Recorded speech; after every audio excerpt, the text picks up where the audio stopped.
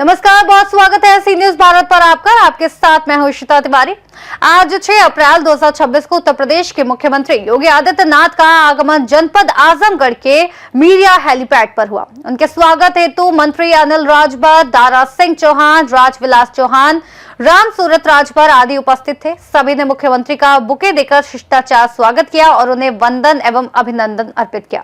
मुख्यमंत्री का श्री बाबा गोरखनाथ कृपा दुग्ध उत्पादक संस्था गोरखपुर के विस्तारीकरण अंतर्गत आजमगढ़ में स्थित नवनिर्मित दुग्ध अवशीतन केंद्र का उद्घाटन भी हुआ। इस कार्यक्रम के दौरान मुख्यमंत्री ने अवलोकन किया और वृक्षारोपण भी किया। इसके बाद मुख्यमंत्री ने ग्राम बटसरा खालसा तहसील निजामाबाद में सदस्य विधान परिषद विजय बहादुर पाठक के पिताजी के निधन पर उनके आवास पहुंचकर शोक व्यक्त किया। उन्होंने पुष्प अर्पित कर दिव्यांगत आत्मा को श्रद्धांजलि दी और शोक संतप्त परिजनों से मिलकर उनकी संवेदना व्यक्त की। आजमगढ़ का एयरपोर्ट का विकास भी हमारी ही सरकार ने किया है। मार्गों के लिए जितना पैसा यहां के हमारे जनप्रतिनिधियों ने मुझे उपलब्ध करवाया था, हमारे प्रभारी मंत्री जी ने, दारा सिंह जी ने, रिसो जी ने, रामविलास चौहान जी ने, यहां के हमारे पूर्व विधायकों ने, पदाधिकारियों ने, उन सबको हम लोगों ने अपनी स्वीकृति दी और आज परिणाम है कि विकास के वे सभी कार्य आजमगढ़ की चारों ओर की कनेक्टिविटी 4 लेन की कनेक्टिविटी के साथ जुड़ गया है। विकास तो हो ही रहा है, लेकिन सबसे बड़ी बात है आजमगढ़ को उसकी पहचान भी मिल रहा है। पहले आजमगढ़ के नाम पर लोग होटल में कमरा नहीं देते थे, धर्मशाला में ठहरने नहीं देते थे, और आज आजमगढ़ के नाम पर जब आप जाएंगे तो आपको कोई रोकेगा नहीं, कोई टोकेगा नहीं, बल्कि स्वागत करेगा, क्योंकि ये डबल इंजन की भाजपा की सरकार ये सम्मान भी दिलाने का काम करती है। जब विकास होता है और बिना भेदभाव के होता है तो उसका लाभ उसी रूप में हम सबको देखने को मिलता है। ये बाबा गोरखनाथ मिल्क प्रोड्यूसर कंपनी, ये उत्तर प्रदेश की 5वीं ऐसी कंपनी है जो महिला स्वावलंबन का एक नया आदर्श प्रस्तुत कर रहा है। बहनों और भाइयों, हम लोगों ने 2019 में पहली प्रोड्यूसर कंपनी प्रारंभ की थी झांसी में बलेनी मिल्क प्रोड्यूसर कंपनी के नाम पर।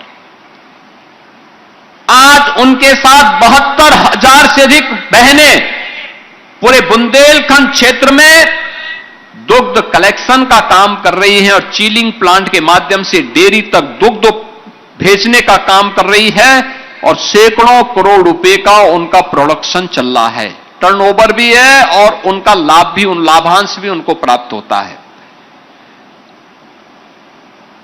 वाराणसी में भी एक मिल्क प्रोड्यूसर कंपनी काम कर रही है, आगरा में काम कर रही है, लखनऊ में काम कर रही है, और इस बार बजट में हमने 200 करोड़ रुपए और तय किए हैं एक प्रयागराज में मिल्क प्रोड्यूसर कंपनी बनाने के लिए और एक बरेली के अंदर बनाने के लिए। यह महिला उद्यमिता का और महिला आत्मनिर्भरता का एक आदर्श उदाहरण आज ये आप सबके सामने है।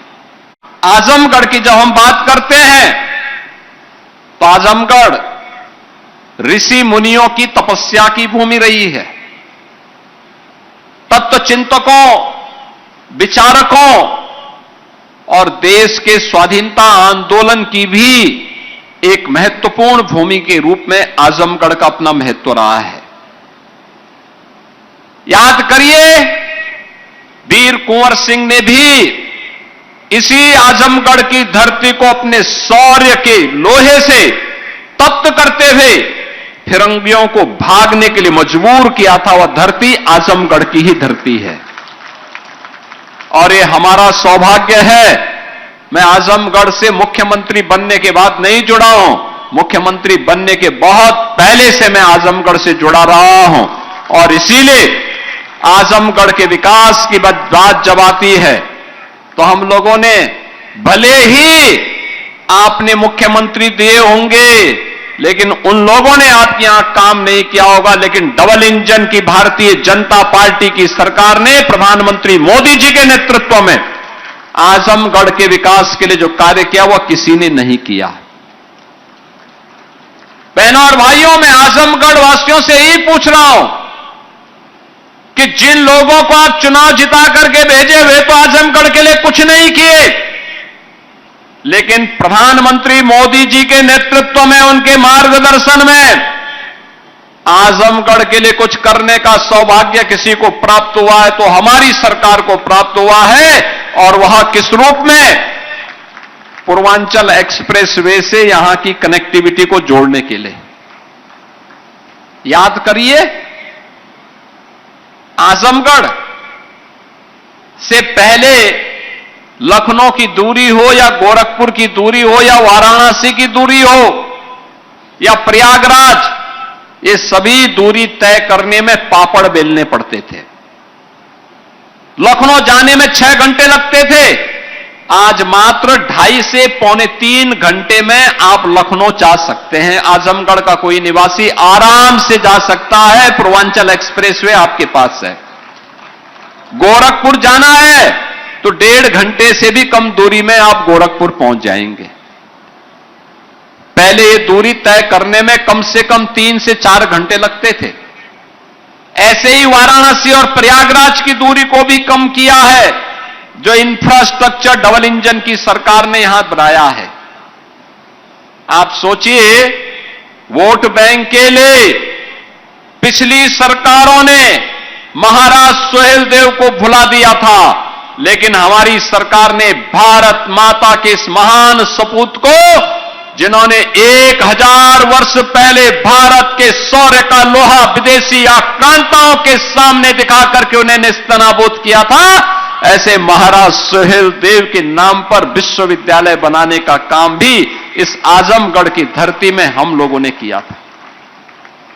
मुझे याद है, जब मेरे पास आजमगढ़ का एक प्रतिनिधिमंडल आया, उन्होंने कहा कि हम आजमगढ़ में विश्वविद्यालय चाहते हैं। मैंने कहा विश्वविद्यालय तो हम देंगे, क्योंकि मेरी इच्छा है, अयोध्या सिंह हरिओत जी की पावन धरा है। राघव ने यहां पर भारत के साहित्यिक जगत को एक नई ऊंचाई दी थी, और यहां पर विश्वविद्यालय तो बनना चाहिए। हम भी चाहते हैं, हम बनाएंगे भी। आजमगढ़ से सी न्यूज संवाददाता सीबी भास्कर की रिपोर्ट। फिलहाल के लिए इस खास रिपोर्ट में इतना ही। देश और दुनिया की तमाम बड़ी खबरों को जानने के लिए आप बने रहिए सी न्यूज भारत के साथ।